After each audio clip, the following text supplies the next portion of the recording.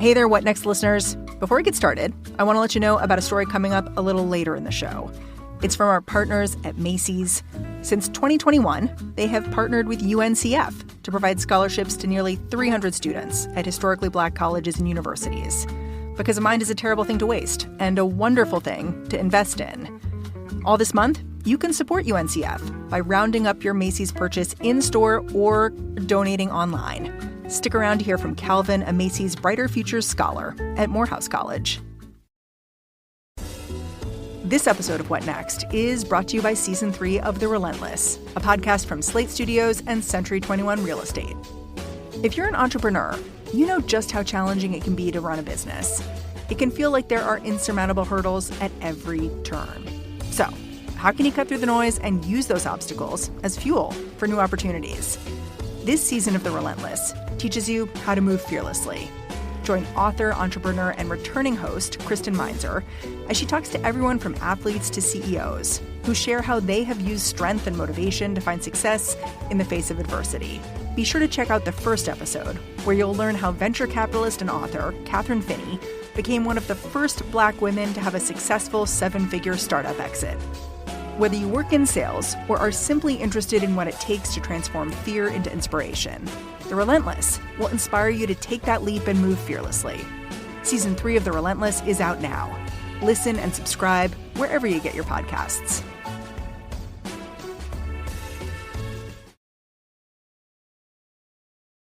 Hey everyone, you will hear an unbleeped curse word or two in this episode. All right, as you were.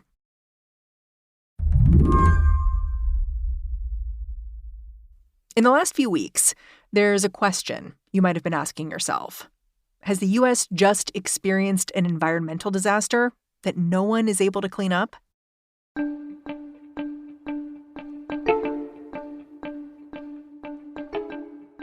The disaster I'm talking about happened in East Palestine, Ohio, earlier this month. A train derailed while carrying a load of hazardous chemicals. The resulting toxic cloud has had folks wondering ever since. Well, residents here, Errol, have a lot of questions. Mainly, they want to know, are they safe? Mm-hmm. Where is safe and what is safe? Are the water, soil, and air safe? Is it okay to shower? I feel like we're being lied to. We're not safe. Because you can smell it. We're not stupid. And I'm saying, wow, this really looks like a nuclear winter. And I said, well, pretty much, yeah. We nuked this town with chemicals, and this is what they're getting.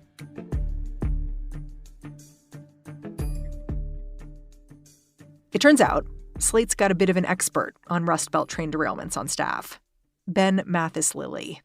Ben grew up in Michigan, in a place that bears some resemblance to East Palestine. There's a chemical plant nearby, and trains whiz in and out. When he was 7, one of those trains jumped the tracks.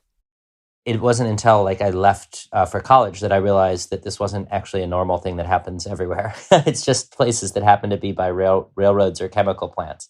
And not everyone had to periodically leave their house or worry about floating toxic chemical clouds. Ben wants you to know that train derailments are actually pretty common. There are something like 1,000 of them a year.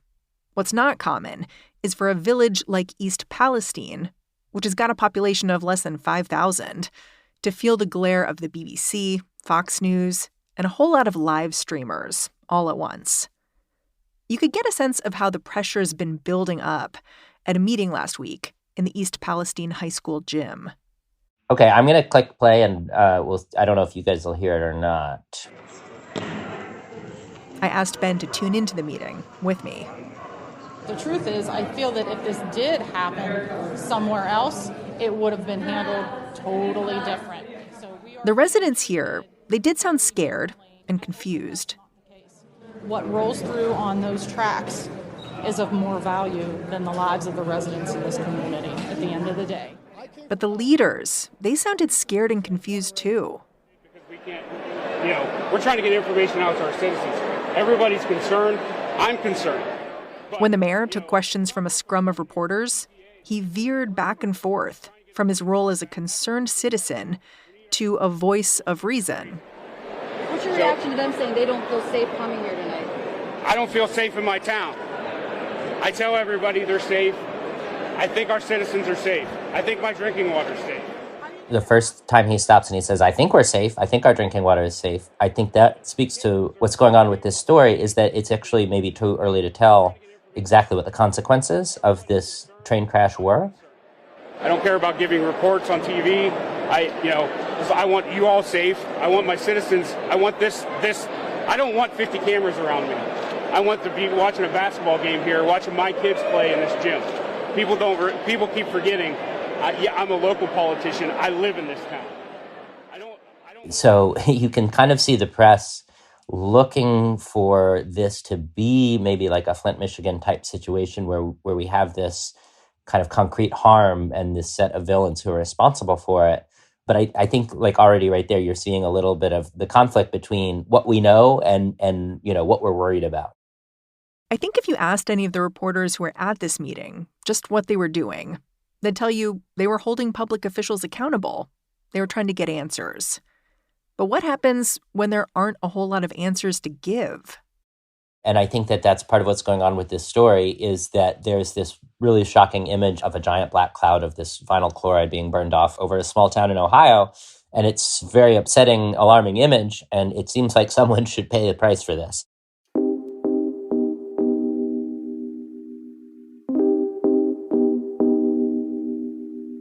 And it's not exactly clear yet even why the train derailed. So it maybe is too early to slot this story, this disaster, into our larger political discussion, our larger narrative about what's going on in the country. Today on the show, how a disaster in Ohio became a kind of Rorschach test for what you think is going wrong in this country. I'm Mary Harris. You're listening to What Next? Stick around.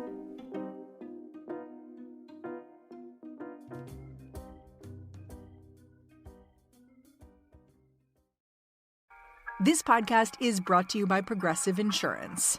Most of you hearing my voice right now are probably multitasking. Yep, even while you're listening, you are probably driving, cleaning, exercising, maybe grocery shopping. But if you're not in some kind of moving vehicle, there is something else you could be doing right now. Getting an auto quote from Progressive Insurance. It's easy, and you can save money by doing it right from your phone. Drivers who save by switching to Progressive save nearly $700 on average, and auto customers qualify for an average of 7 discounts. Discounts for having multiple vehicles on your policy, being a homeowner, and more. So just like your favorite podcast, Progressive will be with you 24/7, 365 days a year, so you're protected no matter what. Multitask right now. Quote your car insurance at Progressive.com to join over 29 million drivers who trust Progressive. Progressive Casualty Insurance Company and Affiliates. National average 12-month savings of $698 by new customers surveyed who saved with Progressive between June 2021 and May 2022. Potential savings will vary. Discounts are not available in all states and situations. This podcast is brought to you by Slate Studios and Macy's. Hey y'all, what's up? It's your girl, Lene Vanee. I'm a writer, creator, and a change maker. And take it from me, when you set out to change the world, it really helps to know someone has your back. That's what Macy's is doing with UNCF, funding scholarships at historically Black colleges and universities so students like Calvin can thrive. I am Calvin Bell III, a junior at Morehouse College. I'm very passionate about the criminal justice system. As someone who knows firsthand through my father, he lost his life through the criminal justice system. It taught me to be a scholar activist and use my scholarship and research to learn how can I advocate for those who are incarcerated and behind bars.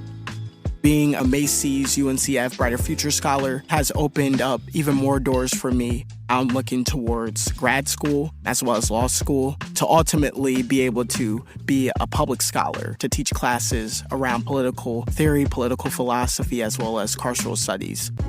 When you are buying your suits, shirts, shoes at Macy's, you're doing something even bigger than that. You're reinvesting into the minds of students like myself. Now's the time to help more students like Calvin. All this month, when you round up your purchase at Macy's or donate online, you'll help fund UNCF scholarships for HBCU students across the country. Find out how Macy's is creating brighter futures for all at Macys.com/purpose. Join Macy's on their mission to tackle barriers to education. Since 2021, they've partnered with UNCF to provide scholarships to nearly 300 students at historically Black colleges and universities. Help Macy's and UNCF continue their impact by rounding up your purchase in-store or donating online this month to help fund scholarships for HBCU students. Learn more at macys.com/purpose. The train that crashed in East Palestine went off the rails on February 3rd. But it was dramatic pictures of the cleanup from this crash that really caught everyone's attention. That happened on February 6th, when local leaders set the train's hazardous cargo on fire, and a giant black cloud towered over the town. And then it traveled east, rolling into Pennsylvania. One man started recording video when he caught sight of the cloud. His reaction has been viewed hundreds of thousands of times. These aren't storm clouds. This is the fucking shit that they burn off, the fucking shit they burn off in East Palestine. This is not fucking... I asked Slate's Ben Mathis-Lilley to take me back to the beginning, when the train operated by transportation giant Norfolk Southern first went off the rails. Ben said this crash was pretty remarkable from the start. As I understand it, it's pretty common for trains to derail, but not to crash in this way. A derailment is, as you would imagine, anytime a wheel comes off the track. So that's something that can happen without causing a loss of life or, a fire or a loss of property. So I think it's fairly common for this to happen. It's definitely not common for, I think people may have seen the drone shots of dozens of cars piled up and kind of black with smoke and ash. That's obviously something that does not happen on a weekly basis. Yeah. I mean, no one was killed or injured in this derailment, but the chemicals involved seem pretty nasty. Like, how nasty? So the main one that's of concern right now, or was of concern especially immediately, is this chemical called vinyl chloride, which is involved in the manufacturing of PVC plastic, PVC piping and lots of other products that you would have in your house. And it is a carcinogen. It's a known carcinogen. If it's present in an environment for long enough, the question and the concern obviously is, was it going to leak into the ground? Was it going to leak into the water? Was it going to explode into the air at a level that would cause, a massive public health problem? Yeah, the CDC, when you look up vinyl chloride, it says, chronic exposure can cause permanent liver injury and liver cancer, neurological symptoms. It does not sound good. No, it doesn't sound good at all. And so what happened was, as we understand it from the news reports, that these were some of the cars that were on fire, the ones that contained vinyl chloride, and at least one, I believe, was punctured. And so there was an immediate concern, not only about it leaking out, but if first responders are getting to it, are they going to be exposed? Are they going to make the situation worse with what they're doing? And so what was decided by Norfolk Southern and by authorities was that they're going to, I think what they did was they drained the vinyl chloride out of the cars into like a burn pit or trench, and then they set it on fire to kind of get rid of it in a controlled way. Oof. To prevent it, because it's also explosive, right? So it's in addition to being a carcinogen, this is something that, it can explode. And so the concern was that it would explode from inside the cars in an uncontrolled way. And that would, we don't know how big the explosion would have been or, where the shrapnel would have gone. So that was why they burned it off in the way they did. Yeah, the mayor basically said, I was looking at two bad options, let this chemical sit there and have shrapnel all over my town, right? Or intervene and have a chemical cloud. And he went with chemical cloud. Yeah, so that's where you get these very striking images of this looming cloud of black smoke over East Palestine. And I think obviously that's where a significant amount of the concern comes from, because if a cloud like that is floating over your house, you're going to have some questions about what's going on. Did this controlled burn release more chemicals? Do we know? As far as we know, and we're going on what the EPA has said and what the the testing that's been done, the amount that was released into the air by the burn is not sufficient because it mixes with the rest of the atmosphere. It is not sufficient to reach a level that is dangerous to humans. That's what they're saying right now.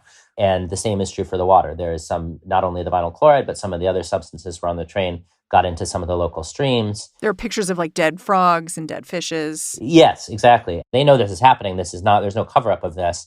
But what they're saying is that they were able to contain it in such a way that the damage is going to be limited. And then, whatever chemicals did get out into the larger watershed are then being diluted to the extent that they are not, again, they're not, it's not going to trip any alarms in testing because it's not at a level that is known to be dangerous to humans, which is like one of these things like about this story is like, this wasn't a secret government project. This wasn't a company dumping something where it wasn't supposed to be dumping something. Like this is actually kind of standard practice for the way our economy works. Obviously, you don't want the train to derail, but there was other than that, this is pretty much just how things that are in your house get made. In the days since the derailment, there's been so much finger pointing over how the disaster happened and who's to blame for it. And I want to start with the derailment itself. There have been some allegations that the initial crash could have been prevented. Like some have pointed to Transportation Secretary Pete Buttigieg because he didn't reinstate Obama-era rules around braking equipment on trains carrying hazardous materials. Is that criticism valid?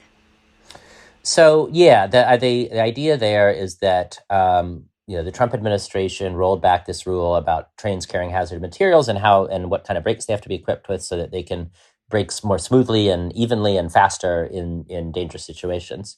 However, as has been pointed out, that this train actually would not have met the definition of a train carrying hazardous materials because it wasn't entirely filled with flammable chemicals. Huh. So it may not be literally true that Mayor Pete, is responsible for this crash because of this specific issue about braking.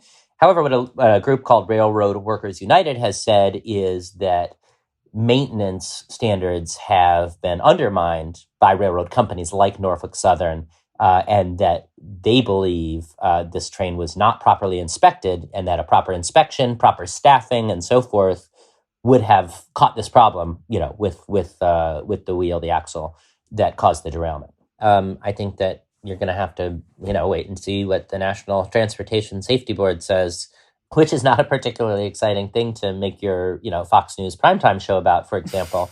Obviously something went wrong, but exactly what it was and whether it could have been prevented by better staffing on the railroad, I don't know if anyone can fully say yet at this point.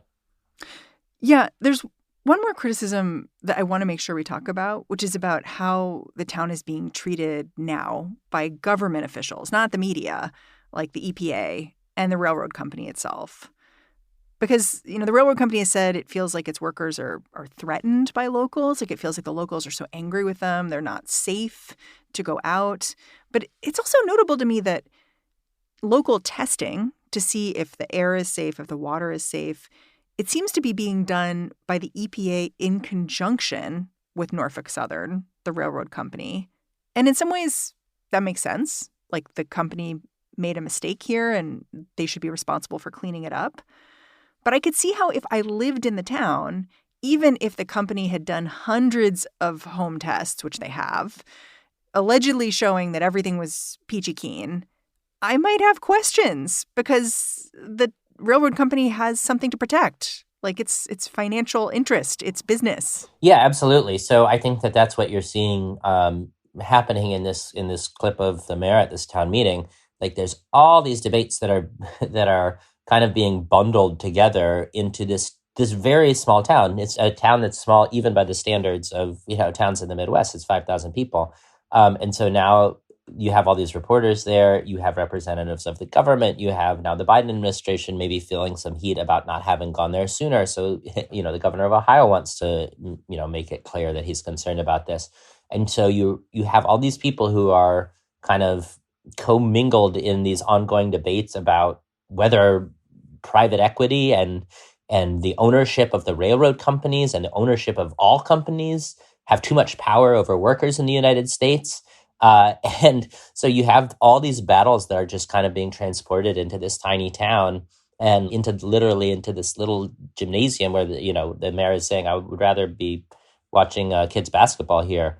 So you can understand the frustration of local residents who are being kind of thrown into the center of these arguments at the same time as we've been saying that they're seeing like dead frogs in the streams and smelling chlorine all night and having to kind of, source bottled water for themselves because they're not entirely convinced yet that the water's safe. It's a lot to be going through, I could imagine. After the break, how cable news continues to shape the way we tell this derailment story.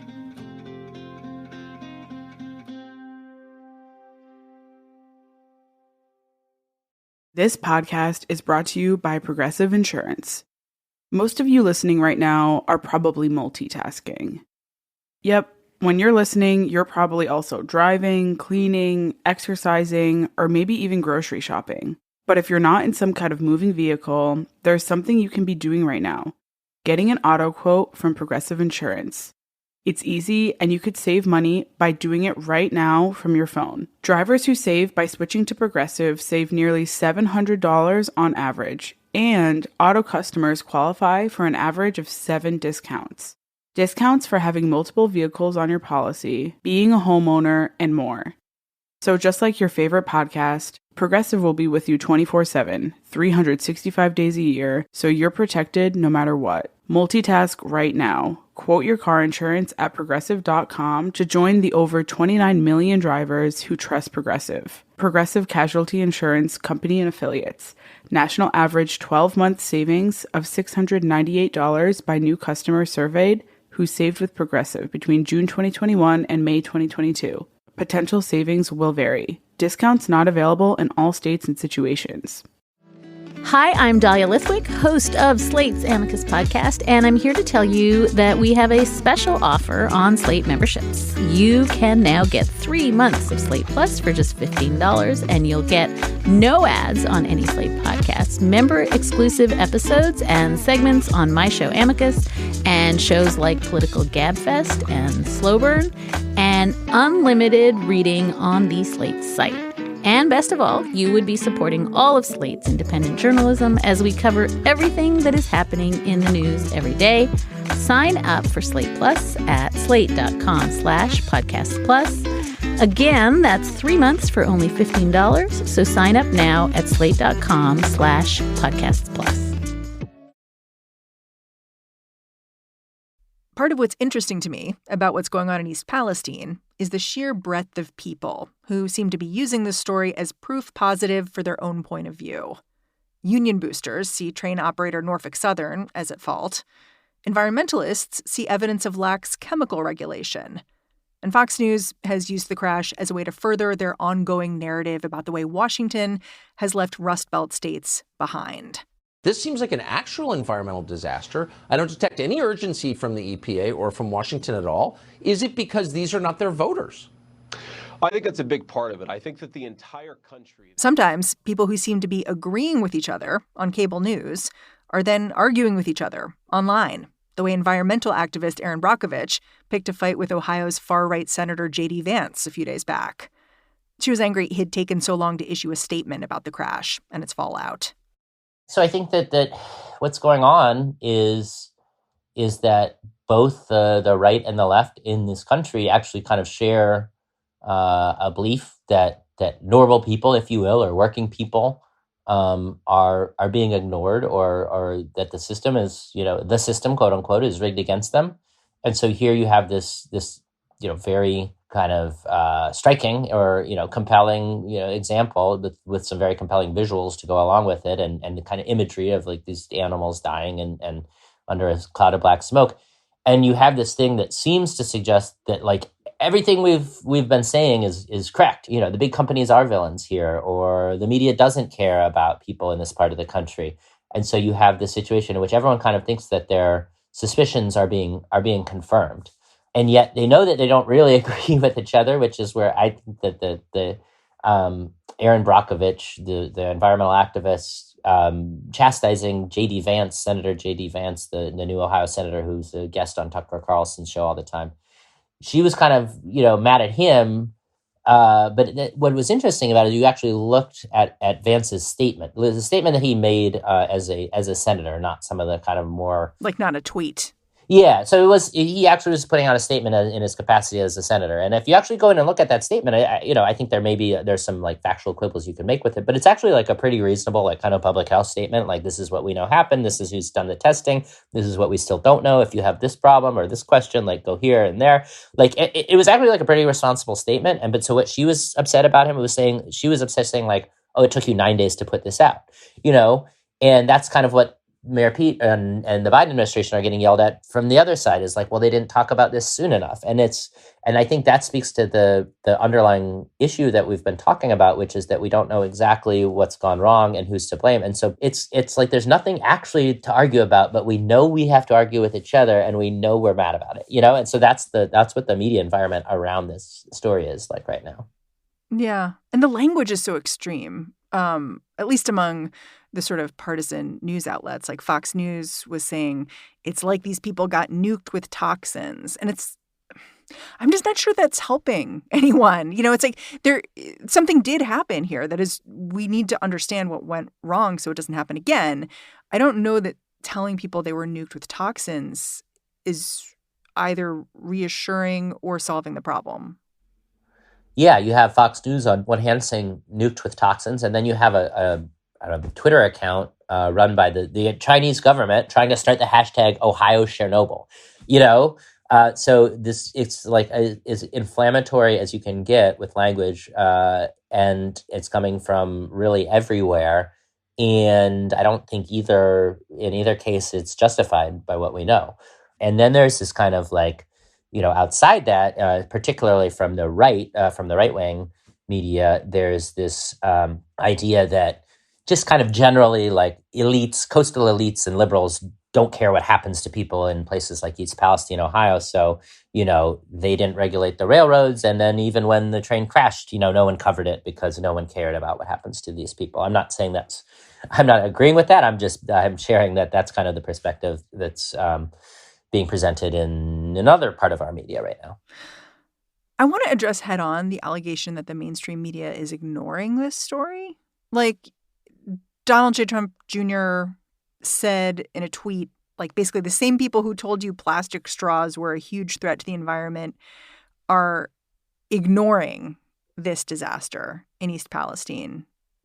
I'm assuming that's not fair. But what did you find when you tried to answer that question honestly? I mean, I do think that there was a lag between the local reporting and the national reporting. I actually think it was in a weird way justified because, there weren't any fatalities in this crash. There weren't even any injuries that we know about. And there was testing that's taking place. And what the tests are saying is that, as far as we know, there's not a toxic level of vinyl chloride in the air here. So if you're, I guess, to put yourself in the mindset of someone who's deciding what's going to go on CNN, maybe you would put another story on the air instead. But at the same time, I kind of understand why people would see a picture of what's happening there and wonder why it wasn't getting more coverage. So I kind of understand it in a way, but no, I don't really think I don't think it's being suppressed by the press per se. Yeah. I look at what has happened in East Palestine and the argument that journalists aren't paying attention to it.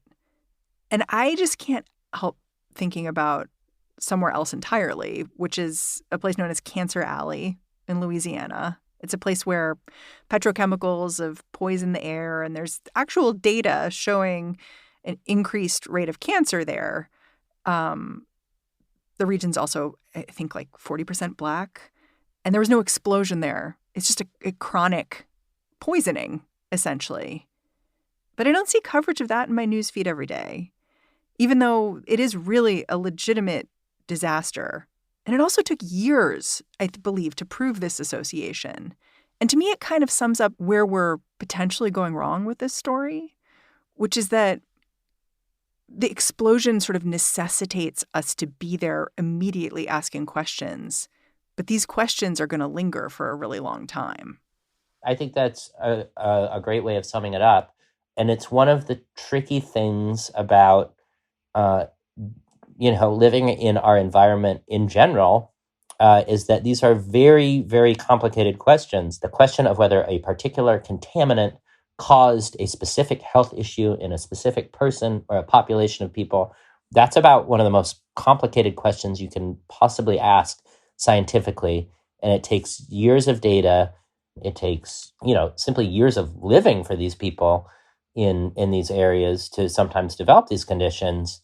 And it's just not something that it's easy to summarize in a news story or a TV segment necessarily, and it's not something where it's easy to draw blame exactly. And so we are left with these situations where everyone knows that something is wrong, but no one is really sure how to do anything about it. And it's sometimes, as you're pointing out, difficult to get anyone's attention about it, especially if there's not a kind of clear story of a villain and a victim.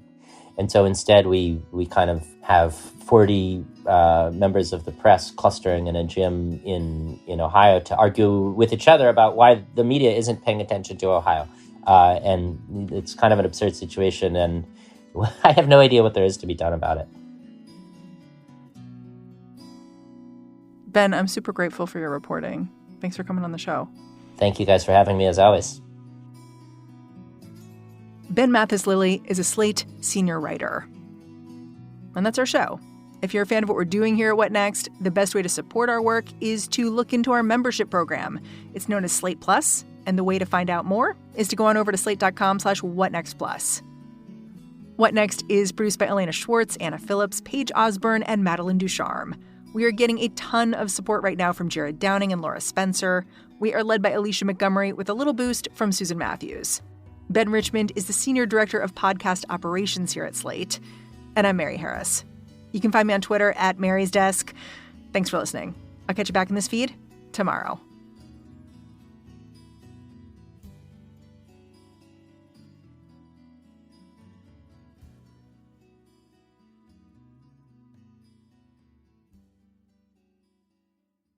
Join Macy's on their mission to tackle barriers to education. Since 2021, they've partnered with UNCF to provide scholarships to nearly 300 students at historically Black colleges and universities.